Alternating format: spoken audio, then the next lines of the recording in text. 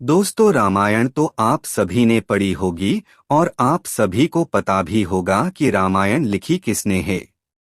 रामायण वाल्मीकि जी ने लिखी है, पर आपको ये नहीं पता होगा कि वाल्मीकि जी से पहले रामायण श्री राम जी के परम भक्त हनुमान जी भी हनुमत रामायण लिख चुके हैं।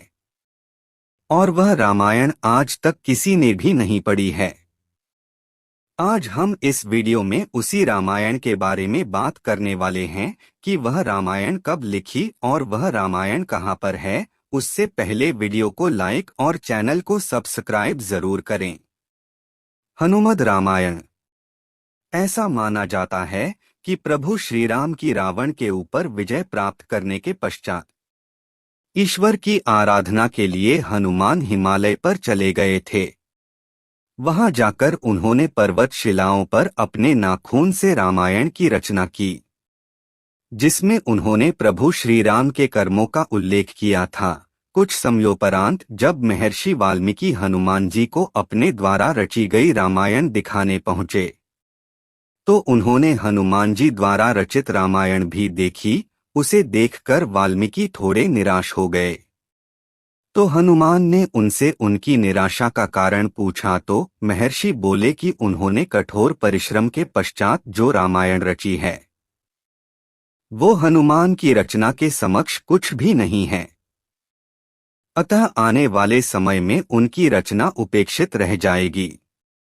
ये सुनकर हनुमान ने रामायण रचित पर्वत शिला को एक कंधे पर उठाया और दूसरे कंधे पर महर्षि वाल्मीकि को बिठाकर समुद्र के पास गए और स्वयं द्वारा की गई रचना को राम को समर्पित करते हुए समुद्र में समा दिया। तभी से हनुमान द्वारा रची गई हनुमत रामायण उपलब्ध नहीं है। तदुपरांत महर्षि वाल्मीकि ने कहा कि तुम धन्य हो हनुमान, तुम्हारे जैसा कोई दूसरा नहीं है। और साथ ही उन्होंने ये भी कहा कि वो हनुमान की महिमा का गुणगान करने के लिए एक जन्म और लेंगे। इस बात को उन्होंने अपनी रचना के अंत में कहा भी है।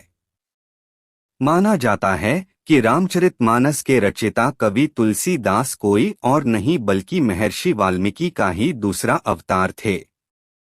महाकवि तुलसीदास के समय में ही एक पटलिका को समुद्र के किनारे पाया गया, जिसे कि एक सार्वजनिक स्थल पर टांग दिया गया था ताकि विद्यार्थी उस गूढ़लिपि को पढ़कर उसका अर्थ निकाल सके। माना जाता है कि कालिदास ने उसका अर्थ निकाल लिया था और वो ये भी जान गए थे कि ये पटलिका कोई और नहीं बल्कि हनुमान द्वारा उनके पूर्व जन्म में रची गई हनुमत रामायण का ही एक अंश है, जो कि पर्वत शिला से निकलकर जल के साथ प्रवाहित होके यहाँ तक आ गई है।